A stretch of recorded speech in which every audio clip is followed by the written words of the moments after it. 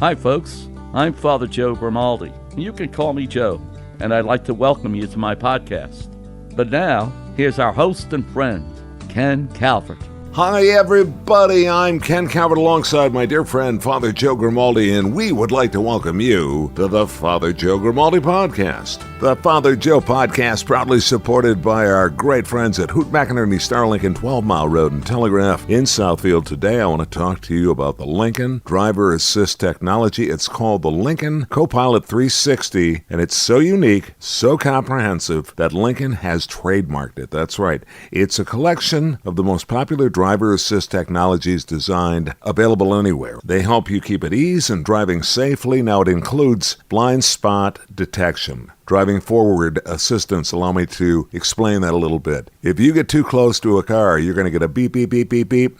Lane on course alert detection, which I love. For example, if you start to stray from your lane, you get that rumble strip feel you sometimes feel when you're in a construction zone. Rear view backing up, monitoring and assist, you love that. Parallel parking assist. Explore the 2019-2020 vehicles that offer Lincoln Copilot 360 by stopping by Hoot McInerney Star Lincoln 12 Mile Road and Telegraph in Southfield, home of the Star treatment.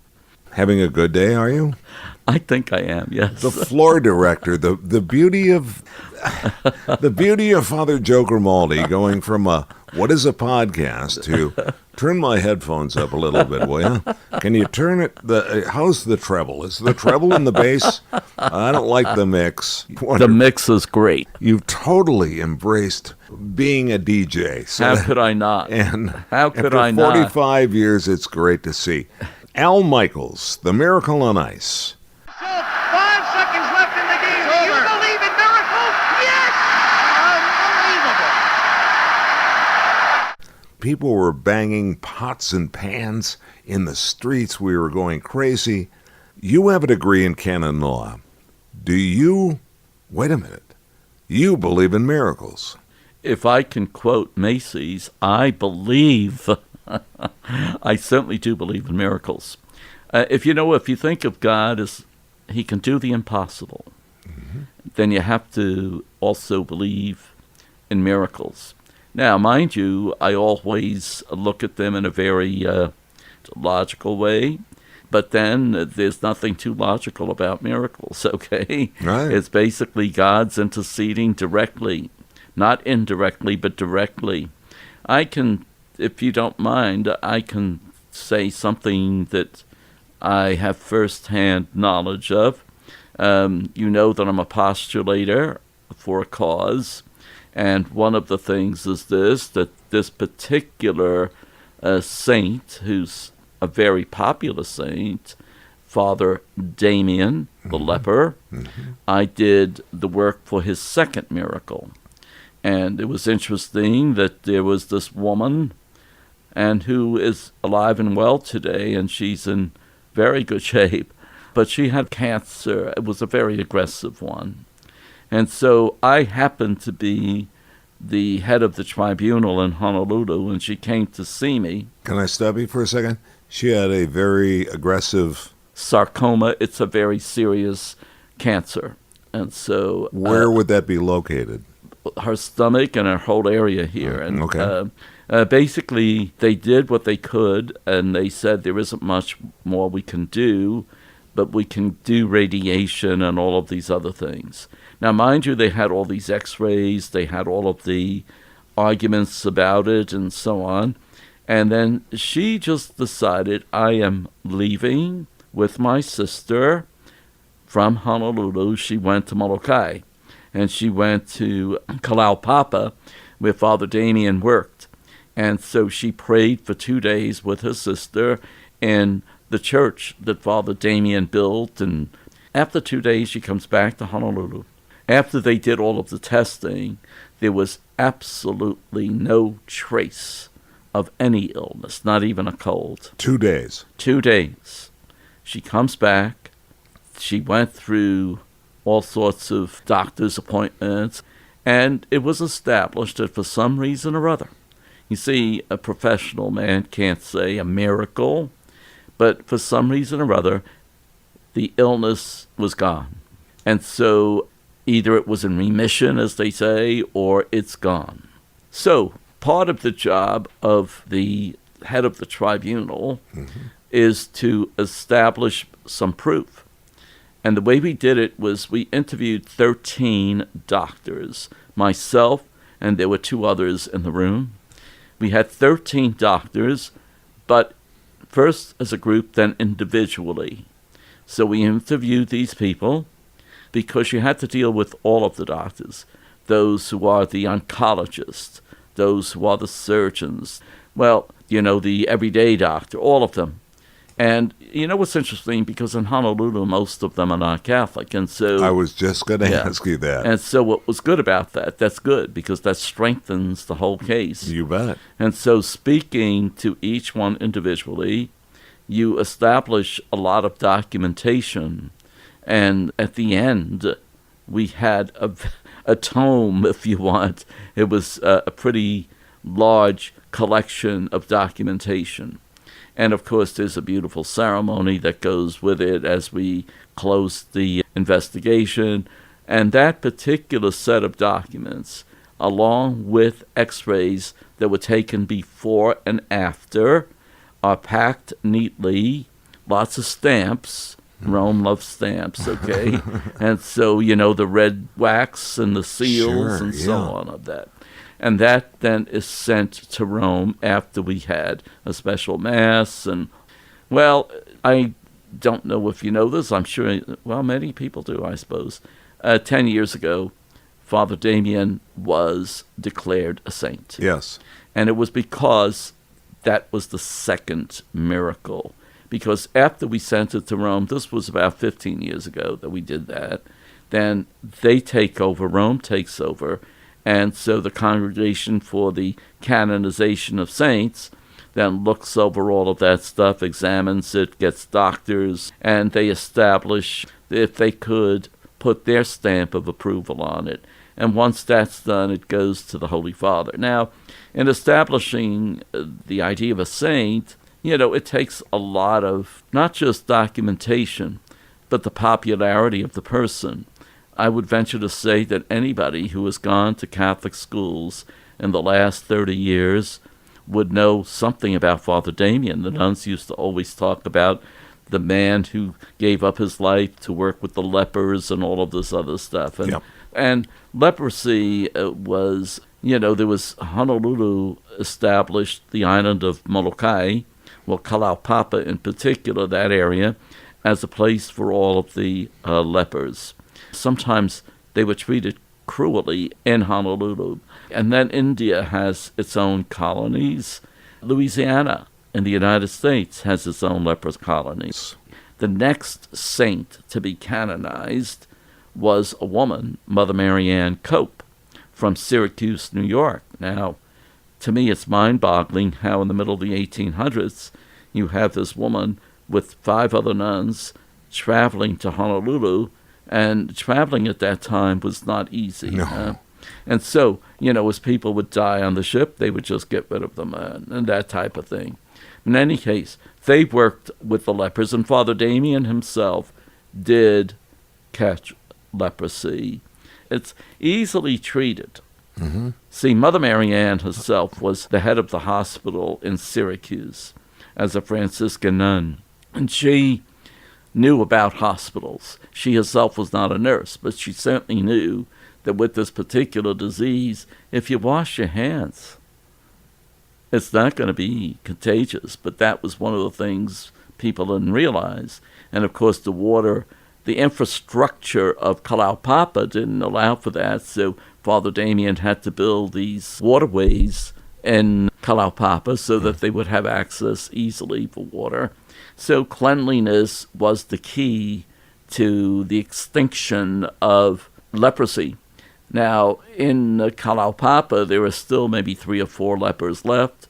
That's a bad name. It's Hansen's disease. Yes. All right. Leprosy is not a politically correct word to use anymore. Yeah, as my agent used to say, tell your friend I'm having a special on name changes this week. Well, it's now as I mentioned, Hansen's disease. And so... And it still exists. Yes, but minimally because it's been arrested. Right. But if you were there in Honolulu in the 30s, boy, if you were suspected of having it, off you go to Kalaupapa. Wow. Matter of fact, the first funeral I ever was involved with was a widow who was 98 years of age, and she died in Kalaupapa. Now, what makes that special is that when she was a young woman, she was married, and she had, I think, 7 children, and then she was torn away from her family because the higher-ups, well, they suspected she had leprosy. So off she goes and never saw the family again until they were adults. A horrible way to take a mother away from her children at that time. Let me go back to the original miracles. I'm sorry, we're kind of all over the place, but yeah. So to establish that it was a miracle, once we interviewed the 13 doctors, as they say, most were non-Catholic. There were a couple who were. And it seemed the consensus was that, yes, if Catholics want to call it a miracle, that's fine, but we will say that the disease is gone. Well, all of that is sent to Rome. They had their own investigation, and eventually it was established, and that's what was the key to the canonization of Father Damien 10 years ago. This is the 10th anniversary in October that we celebrate his... Is that right? Okay, so his canonization. Yeah. But he died a long time ago in the 1840s. But he's a popular saint in the United States, and that's my first-hand experience with the idea of a miracle. Audrey Taguchi is alive and well today. She's an older woman, obviously, today, but she is alive and well. So I do believe in miracles. I was very skeptical about those in the past. But if you look at it this way, nothing is impossible with God. And the line in the gospel, of course, is nothing is impossible with God. People will say that's crazy speak. You know, I mean, the outsiders, if you will.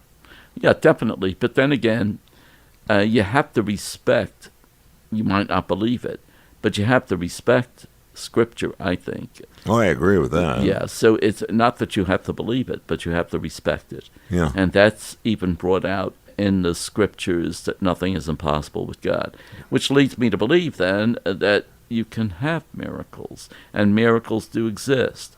Now, I said that I had first-hand experience, not with the miracle itself, right, but with the people involved in that miracle, so which is as close as you can get, because the woman who was cured.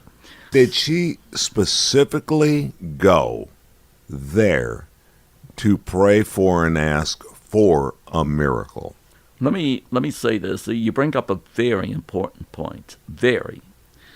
When it comes to proving the miracle that is attributed to a particular person like Father Damien, there's got to be proof that you prayed for that miracle through that particular person. So in other words, you pray to God, but you say, because of Damien, Father Damien, I beg you to help me, or whatever the case might be, whatever words that you use. But you're praying specifically, okay, there's always this problem, and I like to bring this up. Please do. Because there were other people involved in the canonization process for Father Damien. Someone wrote down, well, she went and she prayed to St. Elizabeth, she prayed to Mother Mary Ann, she prayed to... You can't do that and then say it's attributed to Father Damien. There has to be a connection with the person that is up for the miracle. And so she and her sister both prayed for the intercession of the miracle through Father Damien. Is there a reason why she picked Father Damien? Yes. Why? I think back now, if I'm not mistaken, in her ancestry, she had a relative that was sent to Kalaupapa. So she had a great affiliation for Kalaupapa and the people that lived there, and particularly Father Damien. He's the big hero. If you go to Washington, D.C., the Statuary Hall, you will find 2 heroes from every state. And the heroes from Hawaii include Father Damien. You'll see the statue of Father Damien. So he's considered a hero of Hawaii. You know, we each have our own. I forget what it is for Michigan. I'm sure it's got to be the explorers who came through this area, which is a very French influence that we have here in Michigan with Cadillac, which is Cadillac. Right. Because you go right down the Mississippi, and you have all of these people. But anyway. Well, I promise we'll look into that. Detroit. I'm embarrassed to say. Detroit is Detroit. I think very possibly something French-related. But also priests. That's what was interesting. That's what I mean, yeah. Priests that went through. But anyway, Detroit, which of course means the Narrows, and that's what Detroit... I did know that, actually. Yeah, Detroit and so on. Make a long story short, yes, there has to be an affiliation with the individual person. It can't be just we went, we prayed, and that was it. Yeah. No. Notice that they picked Kalaupapa, which was Father Damien's center. They picked his churches. They prayed through to God or to Jesus through Father Damien. So Damien was very much on their minds. And so when it came time to say, can we attribute this miracle to Father Damien? Yes, because of all of those reasons.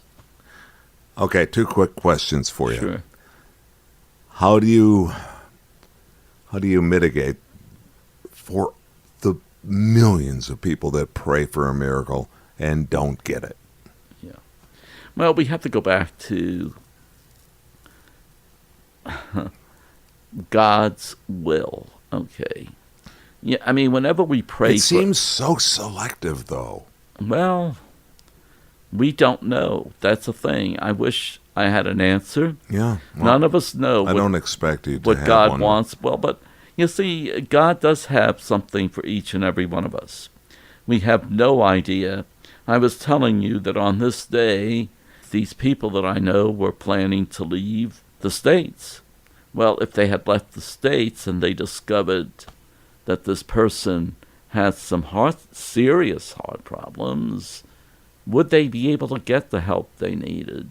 Providentially, somehow, it was on the very day that they were supposed to leave that it was finally discovered that this guy needs serious help.